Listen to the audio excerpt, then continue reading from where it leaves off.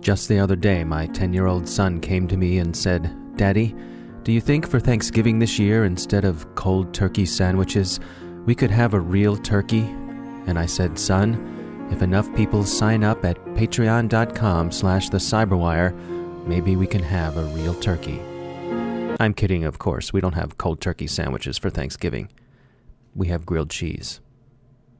Patreon.com/thecyberwire. Our podcast team is taking a break this week for the upcoming Thanksgiving holiday. But don't fret, we've got a brand new extended interview for you today.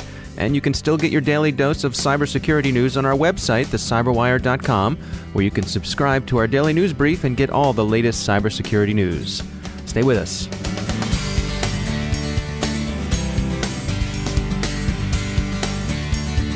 A few words from our sponsors at E8 Security. If you've been to any security conference over the past year, you've surely heard a lot about artificial intelligence and machine learning. We know we have. But E8 would like you to know that these aren't just buzzwords. They're real technologies, and they can help you derive meaning from what an overwhelmed human analyst would see as an impossible flood of data. Go to e8security.com/cyberwire and let their white paper guide you through the possibilities of these indispensable emerging technological tools. Remember, the buzz around artificial intelligence isn't about replacing humans. It's really about machine learning, a technology that's here today. So see what E8 has to say about it, and they promise you won't get a sales call from a robot. Learn more at e8security.com/cyberwire. And we thank E8 for sponsoring our show.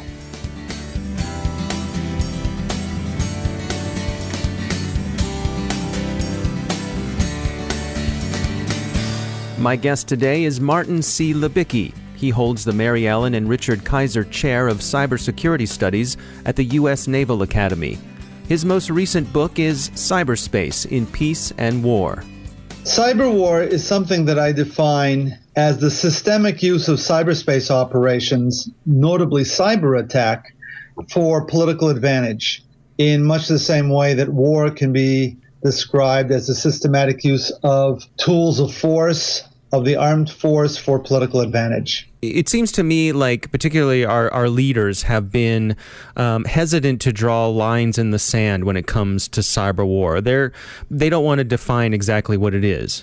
I can understand that, because if you start defining what it is, at least in our political tradition, you have an obligation to actually carry it out. I think there's some levels of confusion. We tend to, and by we I mean pretty much everybody, tends to confuse cyber espionage, which is a legitimate state activity subject to a few caveats, and cyber attack, which is not a legitimate state activity. In cyber espionage, I'm reaching into your system and I'm grabbing information, maybe once, maybe on a continuous basis. In cyber attack, I've affected your ability to use your systems. I can do so by making it difficult for your systems to connect to the internet, by making it difficult for your systems to operate at full capacity or operate at all, by changing the instructions or the data that your system holds. In other words, it's sort of like the difference between espionage and attack. Espionage, I'm just learning something about you. Attack, I'm making it difficult for you to do certain things. I am destroying or at least delaying your use of things that you own. And I think cyber attack is best defined as something very similar. One of the chapters of your book is called What the Government Can and Cannot Do, and it begins by talking about should the government do anything. Can you take us through that argument? I was educated as an economist, and one of the tenets of economics basically says that if the private market can do something well, the government shouldn't step in because it's not likely to improve matters. If you talk about protection, okay, there are all sorts of risks that organizations have. And by and large, organizations tend to be competent to assess their risks and then decide what kind of mitigations to employ in order to make themselves better off. For instance, if one of the risks is weather, we have roofs, we have wind guards, we have all those sorts of things to protect us from weather. We have many devices such as locks and fences to protect us from crime. So the question is, to what respect is cyber protection going to be any different from all the other protections against risks which we rely on other folks to employ? And part of the answer is that if you're an organization and the consequences of having insufficient cybersecurity are consequences to you. For instance, I can't do things, or I can't do things reliably, or I can't keep secrets, then I would argue it's pretty much up to you in order to protect yourself, just as it would be up to you to protect yourself in most of the other realms that we talk about. Now, that being so, there are a number of useful things that the government can do. It could sponsor research and development. It could collect intelligence and provide it in terms of threat assessment to organizations. It can and should prosecute cyber crimes. If the cyber crimes are actions of states, there are certain state activities that can be carried on, such as sanctions, and the list can go on and on. But essentially, all these are adjuncts. All these are aids to an organization or an individual's responsibility to protect their own system.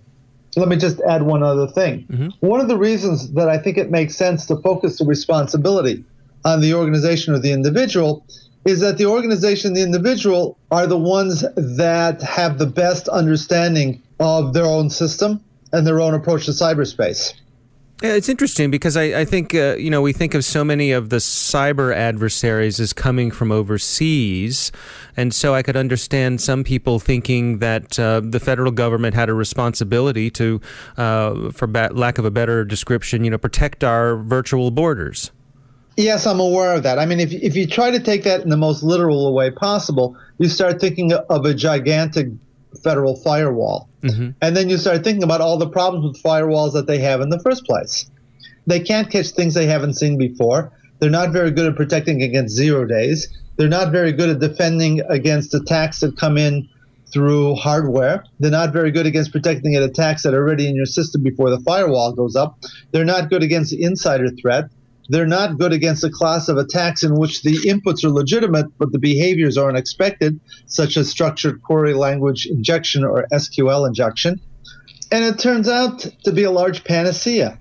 The U.S. government is spending well more than $500 million a year with a huge firewall just around the .gov domain. Bad folks still get through. And it's costing us an arm and a leg. And if you extract it to the entire country, we're talking tens of billions of dollars, which is something which is, frankly, unaffordable. Who do you maintain it should be the responsibility for fighting these cyber wars? Is there our traditional militaries or other parts of government? It's got to be both public and private. In other words, the private enterprise buys the cybersecurity products and services, attends to its own architecture, attends to its own authentication mechanisms, carefully segregates the things that are high risk and are more protected from the things that are low risk and are less protected. And the government basically uses tools of statecraft to discourage other countries. It uses the tools of criminality in order to target individuals who might be part of the cyber war effort. And I mention this because a lot of actions that take place by nation states are actually actions that take place by criminals who are working with the nation states, and I'm thinking in particular of Russia. Mm-hmm. The federal government, as I mentioned, can use intelligence it gathers to inform. The federal government can improve the basic cybersecurity through indirect methods such as research and development and standards. The federal government can encourage the growth of a talented cybersecurity labor pool. There are a lot of tools that the federal government can employ. But to actually go out and defend the electric power grid is something that the federal government does not really have the capabilities or the information to do. One of the tools of statecraft is, if there's no other way to bring the problem down to manageable level, to do unto others or to threaten to do unto others as they are doing unto us. And sometimes that works well and sometimes it doesn't work well. Depends who those others are. I used to joke about this almost 20 years ago, right? If the North Koreans decided to take down the New York Stock Exchange, there would be no point in us threatening to take down the Pyongyang Stock Exchange because the North Koreans have forgotten to establish a stock exchange. Right. Similarly, if your threat is from cyber terrorism, the threat to carry out hacking attacks on terrorists is probably going to be less than fully persuasive. You know, you have a chapter on attribution, and one of the things that caught my eye was you touch on the subject of when can countries be blamed for what started within their borders. And of course, we know attribution is difficult, and this notion that perhaps a lone person could, for example, cause damage to our power grid, and the sort of asymmetrical nature of that strikes me. There is a great deal of asymmetry, but I think over the last 10 years, it's become relatively more difficult for lone individuals to do serious damage. That most of what we're seeing that is of serious concern is either carried out by countries, or nation states as sometimes we call them, or well-organized criminal organizations. Now, let us say that we found a cyber attack coming from Peru, right?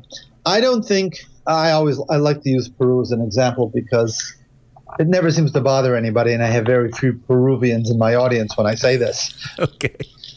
Okay, so we can't say to Peru, okay, you did it. Just as we can't necessarily say to Mexico, okay, you did it because our drug economy is affected by the Mexican cartels.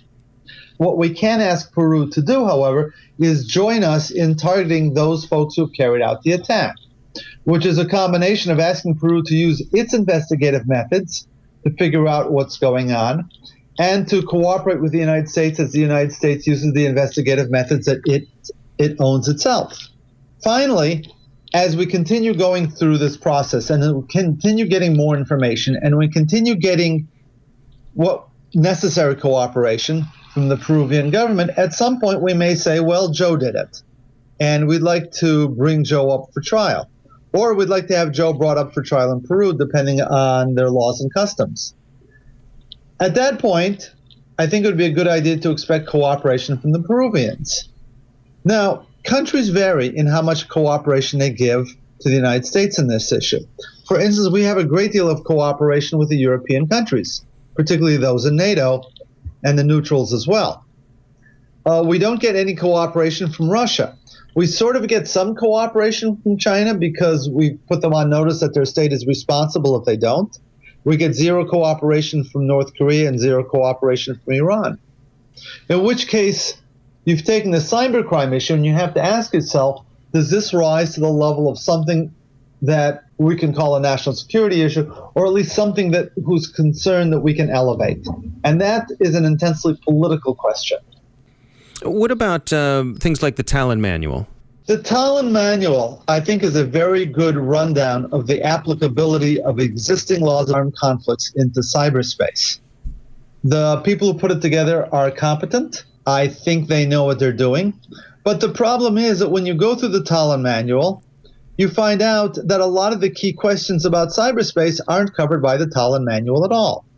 For instance, the Tallinn Manual basically says that cyber espionage is acceptable state activity, that no country has a basis within international law to object to cyber espionage.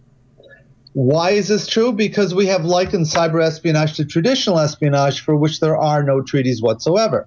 Actually, for which there is no international law whatsoever. There may be bilateral treaties.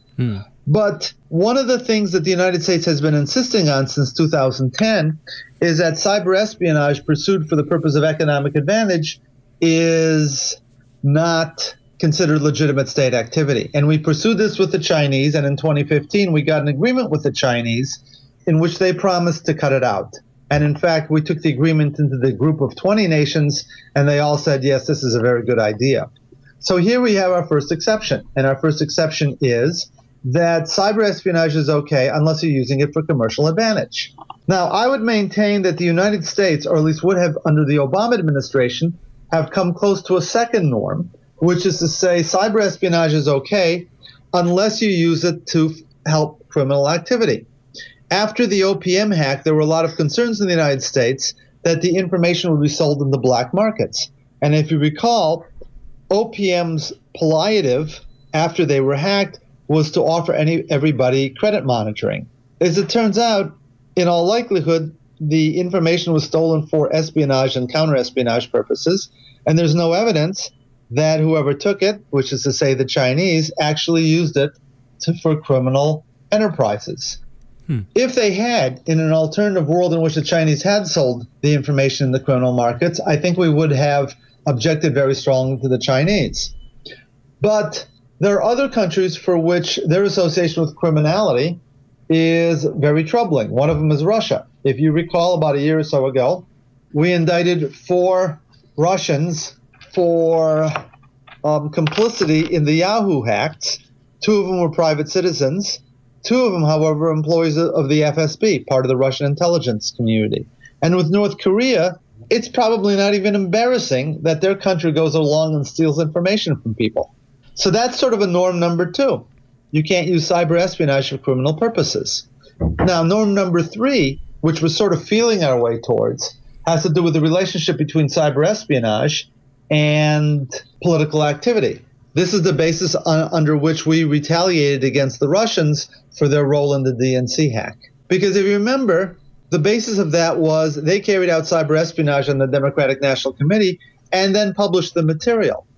If they had simply carried out cyber espionage on the Democratic National Committee, I don't think we would have had any cause to raise the issue with Russians, because the Russians probably would have said correctly that you do similar things, right? Countries examine what other countries have in their secret spaces.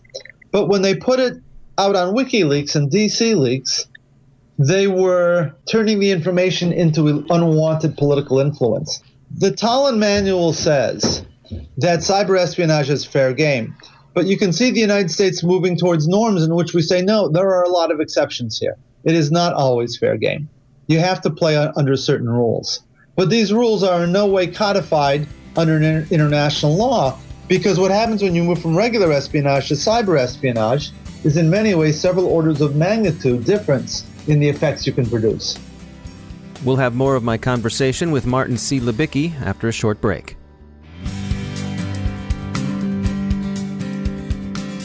Now I'd like to tell you about some research from our sponsor Cylance. Good policy is informed by sound technical understanding. The crypto wars aren't over. Cylance would like to share some thoughts from ICIT on the surveillance state and censorship, and about the conundrum of censorship legislation. They've concluded that recent efforts by governments to weaken encryption, introduce exploitable vulnerabilities into applications, and develop nation-state dragnet surveillance programs will do little to stymie the rise in terrorist attacks. These efforts will be a detriment to national security and only further exhaust law enforcement resources and obfuscate adversary communiques with a massive cloud of noise. Backdoors for the good guys means backdoors for the bad guys, and it's next to impossible to keep the lone wolves from hearing the howling of the pack. Go to Cylance.com and take a look at their blog for reflections on surveillance, censorship, and security. And we thank Cylance for sponsoring our show.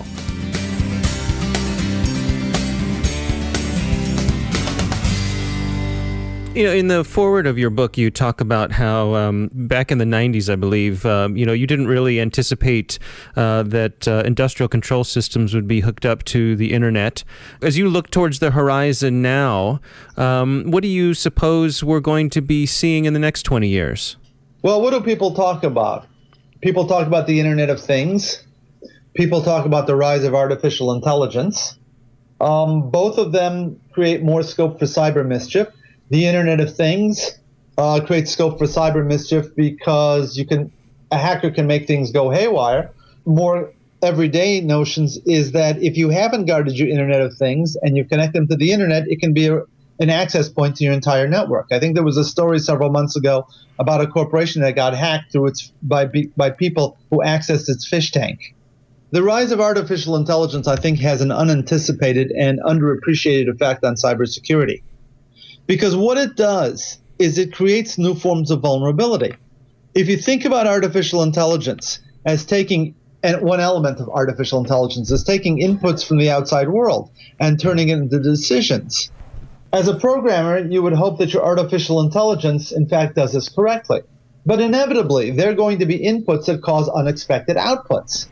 Whereas the odds that these inputs come up accidentally or randomly may be very small. If I'm an adversary and I want to mess with your system and you're using artificial intelligence, I'm going to look for inputs into that system that make your own system behave in ways you didn't expect and in ways that are harmful that you didn't expect. So what artificial intelligence does is that it creates a new set of vulnerabilities, not necessarily that allow what's called remote code exploitation, but ways to make a system go haywire, ways of making a system misbehave in serious ways. I see. The other element of artificial intelligence is that if machine learning becomes important, the tried and true method of taking a badly infected system and restoring it to factory conditions isn't going to be a costless one anymore, right? Because if you return it all the way to factory conditions, you lose all the learning that you got in the meantime. So I think artificial intelligence is going to have a very serious effect on cybersecurity. Now, that's the bad news. The good news is I hope that people are getting conscious enough of cybersecurity to be able to make intelligent decisions about what to connect to what and who to connect to what kind of process. Furthermore, I'm very encouraged by the iOS model of cybersecurity. iOS as a platform is one or at least an order of magnitude harder to get into than Android, and probably 2 orders of magnitude harder to get into an impersonal computer, because it's got an architecture which does not absorb third-party code very easily, except down some narrow paths.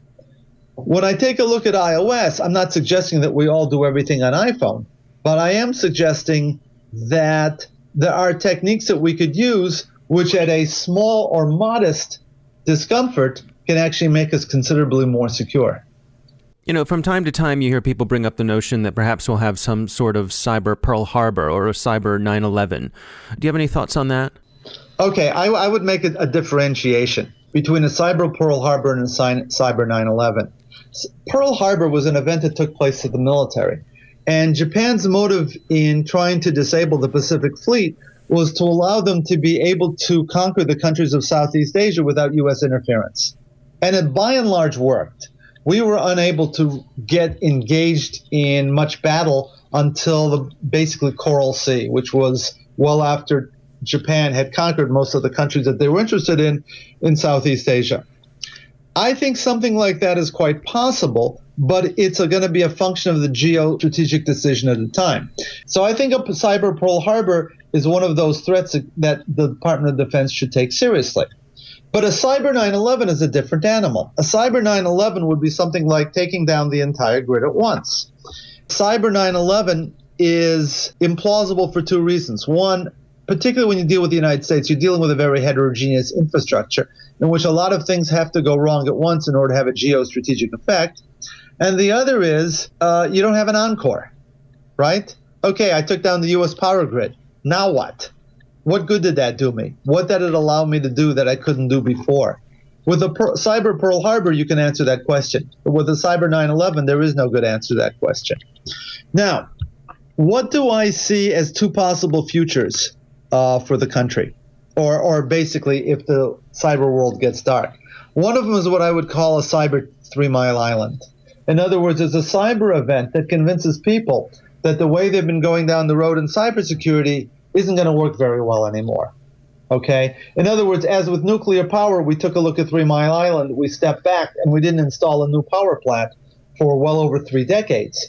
I could imagine a cyber 3 Mile Island in which we say, the architectures that we've been using for designing systems and building systems and relying on systems has a serious flaw, and we've got to step back and consider how we're going to become dependent on computers and on what terms. The other possibility comes from the NotPetya incident, which was enormously expensive. And because the hackers were fairly clever, didn't get nearly as much notice as WannaCry, because it came right after WannaCry, and it looked like it was another ransomware attack, but in fact, it wasn't a ransomware attack at all. It was a very disruptive and destructive attack on particular industries almost randomly chosen. It cost several $billion, and that's just to a handful of companies we know about, not the ones that we don't know about. In other words, if you think of a cyber 9/11, you think about people going after the hard targets of society, the critical infrastructure. But if you think of a NotPetya, you think of people going after the office automation and data processing parts of society, which aren't nearly as hardened as our infrastructure is, and is therefore subject to a lot more damage. Our editor here at the Cyberwire, John Petrick, likes to make the point that perhaps rather than a cyber 9/11, we could have something like cyber Tonkin Gulf incident, which it was a naval skirmish that led to the United States being more directly involved in the Vietnam War. What are your thoughts on that? If you recall the Tonkin Gulf, particularly if you're a little cynical about that, we took a small incident and made it the justification for something we wanted to do anyhow. Okay? So the potential that people will use a cyber attack against them, one whose attribution, by the way, is anything but clear-cut, and sort of wave the flag, can't be dismissed. I'm more, and I hope this doesn't sound like a distinction without a difference, I'm more worried about a cyber Sarajevo. In other words, something takes place in cyberspace, maybe accidental, maybe inadvertent, maybe deliberate, in which the other side overreacts. For instance, they get into their head that somebody might want to start a war, particularly somebody might want to start a nuclear war, when it turns out that the only thing that happened was an accident. You know, if you have complex systems running, your sensors are running in your intelligence community, they're going to fail from time to time. And if your first suspicion is, you know, my enemy did that to you, you can imagine that your reaction is going to go out of control. Right. Now, I don't know how likely that is, but I think it's something that we have to worry about. And in many ways, it's the opposite of worrying about cyber. Because the way we worry about cyber is, oh my God, I can't let somebody do cyber badness to me.